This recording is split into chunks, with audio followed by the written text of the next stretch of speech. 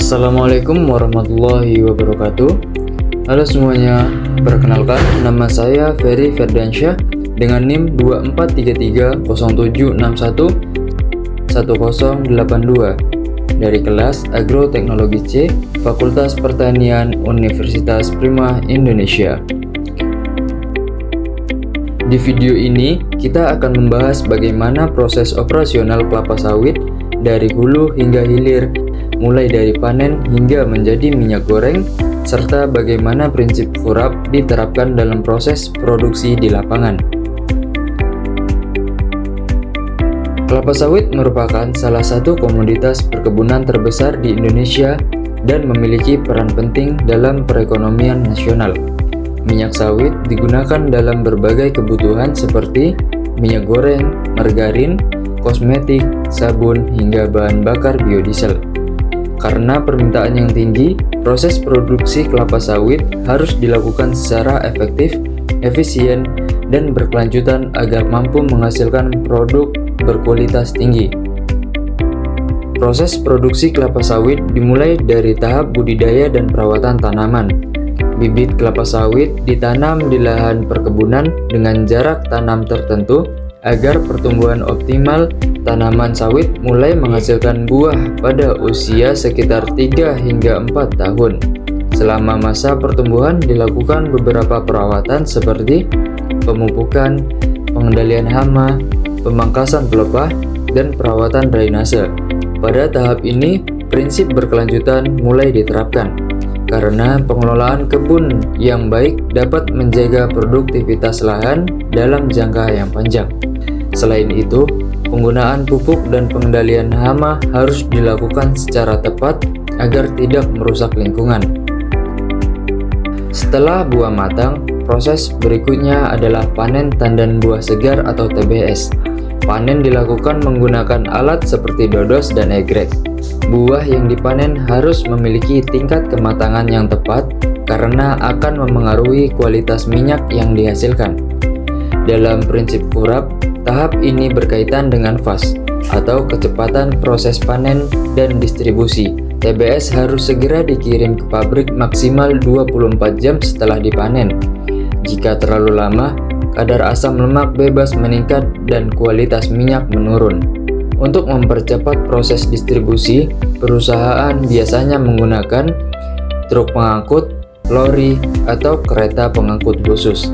Namun, dalam praktik lapangan, masih terdapat kendala seperti kondisi jalan perkebunan, cuaca buruk, dan keterlambatan transportasi. Karena itu, manajemen operasional yang baik sangat dibutuhkan agar distribusi berjalan cepat dan efisien. Sesampainya di pabrik, buah sawit akan ditimbang menggunakan jembatan timbang untuk mengetahui berat bersih hasil panen. Tahap ini menunjukkan prinsip akuntabel karena seluruh hasil produksi dicatat secara transparan dan dapat dipertanggungjawabkan. Setelah penimbangan dilakukan, proses grading atau sortasi buah dipisahkan berdasarkan tingkat kematangan dan kualitasnya seperti buah matang, buah mentah, buah busuk, dan buah terlalu matang. Tahap grading berkaitan dengan prinsip unggul karena kualitas minyak sawit sangat dipengaruhi oleh kualitas buah yang diproses. Buah sawit kemudian masuk ke tahap sterilisasi atau perebusan menggunakan uap panas bertekanan tinggi. Tujuan sterilisasi adalah menghentikan aktivitas enzim, mempermudah pelepasan buah dari tandan, dan menjaga kualitas minyak. Setelah direbus, buah diproduksi di mesin thresher untuk memisahkan buah dari tandannya. Tandan kosong yang dihasilkan biasanya dimanfaatkan kembali sebagai pupuk organik atau biomasa. Hal ini merupakan penerapan prinsip berkelanjutan karena limbah tidak langsung dibuang begitu saja.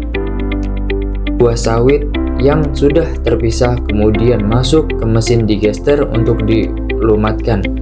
Setelah dilakukan pengepresan menggunakan screw press untuk memisahkan minyak kasar, serat, dan biji sawit.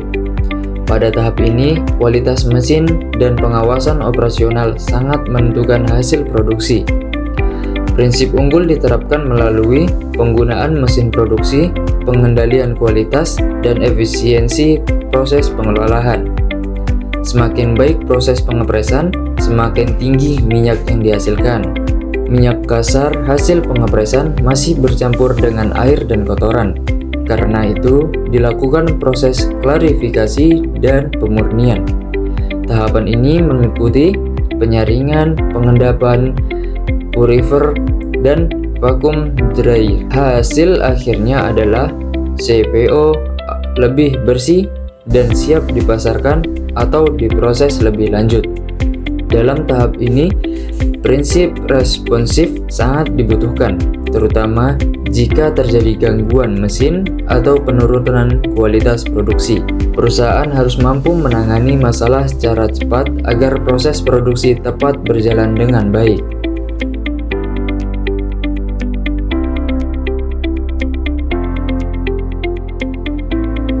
Selain menghasilkan CPO, biji sawit juga diolah menjadi palm kernel oil atau PKO, minyak inti sawit. Minyak inti sawit digunakan untuk sabun, kosmetik, dan industri makanan. CPO kemudian diproses melalui refining, breaking, dan deodorizing hingga menghasilkan minyak goreng siap konsumsi.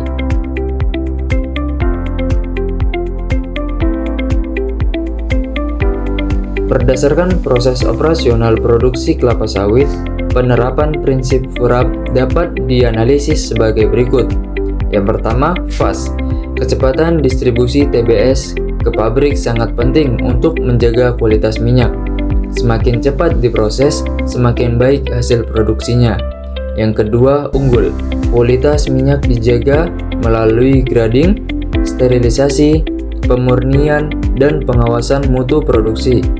Yang ketiga, responsif. Perusahaan mampu menangani masalah seperti kerusakan mesin, keterlambatan distribusi, dan penurunan kualitas buah secara cepat. Yang keempat, akuntabel. Pencatatan produksi melalui jembatan timbang, data hasil panen, dan monitoring proses produksi agar transparan dan dapat dipertanggungjawabkan. Dan yang terakhir, berkelanjutan. Limbah produksi seperti tandan kosong, serat, dan cangkang dimanfaatkan kembali sebagai pupuk maupun bahan bakar boiler sehingga lebih ramah lingkungan.